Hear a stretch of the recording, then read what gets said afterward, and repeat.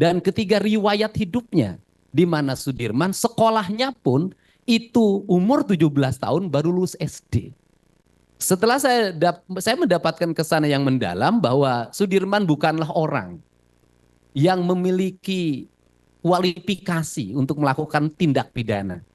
Dilihat dari sisi postur tubuh, kemudian kecakapan, dan ketiga, riwayat hidupnya, di mana Sudirman sekolahnya pun itu umur 17 tahun baru lulus SD. Artinya bahwa dia tidak memiliki kualifikasi atau kecakapan seperti orang-orang yang lainnya, apalagi melakukan tindak pidana pembunuhan dan perbuatan asusila. Melihat dari sisi fisik dan fisik yang dimiliki oleh Sudirman, saudara Sudirman menurut saya jauh dari peristiwa yang dituduhkan itu.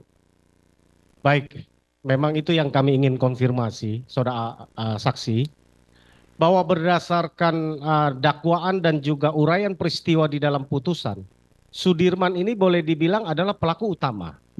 Karena pada tanggal 17 Agustus di dalam dakwaan dan uraian peristiwa di putusan, Sudirman ini mendapatkan SMS dari DPO yang bernama Dani. Yang Dani dalam hal ini fiktif dan sampai hari ini belum pernah dihadirkan dan tidak bisa dihadirkan. SMS-nya pun yang bukti tanggal 17 itu ini adalah selama PK kami persoalkan tidak pernah dihadirkan di dalam berkas persidangan. Bahwa dia karena dituduh dia terus yang kesakatatal, lalu dia yang memprovokasi. Saya sependapat dengan apa yang saksi sampaikan tadi, bahwa biasanya seorang saksi pelaku utama, apalagi ini dalam unsur pembunuhan berencana, tentu dia harus aktif mempengaruhi orang, apalagi ini 11 orang, ya kan, mempengaruhi kan.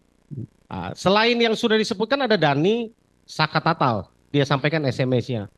Masih berikut dengan Sudirman berarti 3 orang, masih ada 8 orang lainnya, ya, ada Peggy, ada Andi, kemudian ada yang lain ya, 6 terpidana lain yang kemarin mengajukan PK, ya, bahwa total ada 11, ya. Rasanya memang tidak mungkin dia proaktif untuk mempengaruhi. Ya. Kesan apa yang saudara saksi dapatkan ya terhadap selain bahwa dia secara fisik tidak memungkinkan, secara katakanlah IQ-nya tidak memungkinkan, apalagi yang saudara lihat dia tidak mungkin lakukan perencanaan itu? Orang yang memiliki kualifikasi pendidikan tidak bisa menyelesaikan bangku SD dalam waktu cepat. Biasanya dalam lingkungan hidup sosial bukan orang yang menyuruh tapi orang yang disuruh. Karena dia orang yang disuruh, dia memiliki kualifikasi sebagai orang yang mau disuruh oleh siapapun dan mau melakukan apapun. Nah, dalam pergaulan seperti itu adalah orang yang seperti Sudirman, menurut saya tidak punya kualifikasi melakukan perintah, melakukan tindakan-tindakan yang di luar kemampuan akal dan pikirannya. Kenapa? Karena secara psikologi saya melihat walaupun orang bukan seorang fisiolog, Sudirman adalah orang yang memiliki kerentanan psikologi. Artinya dia sangat lemah. Dia mudah nangis, dia mudah sakit. Itu bisa dilihat dari riwayat kesehatannya. Ya, terima kasih kesaksian saudara saksi terhadap Sudirman ya. Kalau saudara saksi melihat bisa dilihat secara fisik. Sudirman itu orang yang tidak memiliki ketahanan fisik dan mental untuk menghadapi tekanan psikologi yang dia alami dan menghadapi tekanan fisik yang dialami. Ketahanan fisik dan mentalnya ambruk dan jatuh. Dan bisa dilihat, di saat yang lain masih bugar, hari ini Sudirman jauh lebih rapuh. Artinya, kondisi Sudirman sesungguhnya jauh lebih berat dibanding dengan terpidana yang lain. Dari mana saudara saksi melihat itu? Dari kondisi fisiknya, dari cara berbicaranya, dari sikapnya. Karena dia memiliki kemampuan di bawah kemampuan yang lain. Dan tidak mungkin orang yang memiliki kemampuan yang sangat rendah menjadi otak pelaku. Ya. Setelah melihat nih, sesudah bertemu dan sekarang melihat persidangan PK berjalan, kami ingin tanggapan saudara saksi terhadap Sudirman selain tadi adalah yang paling rapuh, yang paling berat menghadapi siksaan tadi, apalagi yang saudara saksi dapatkan terhadap Sudirman ini?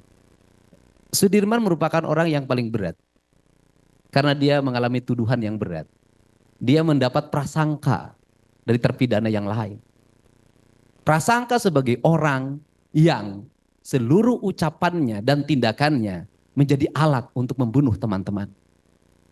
Prasangka itu akan melahirkan tekanan psikologi yang sangat tinggi, sedangkan dia sendiri tidak memiliki kesadaran yang cukup untuk melakukan perbuatan hukum, beracara, menghadapi penyidikan, menghadapi penuntutan dan menghadapi penjara yang dia alami. Sesungguhnya Sudirman adalah orang yang paling rapuh di antara seluruh terpidana yang ada. Ya, di antara banyak sumber informasi, kami layak dipercaya. Karena kami menggali lebih dalam, berpihak pada kebenaran, berpegang pada data dan fakta, agar layak Anda jadikan referensi.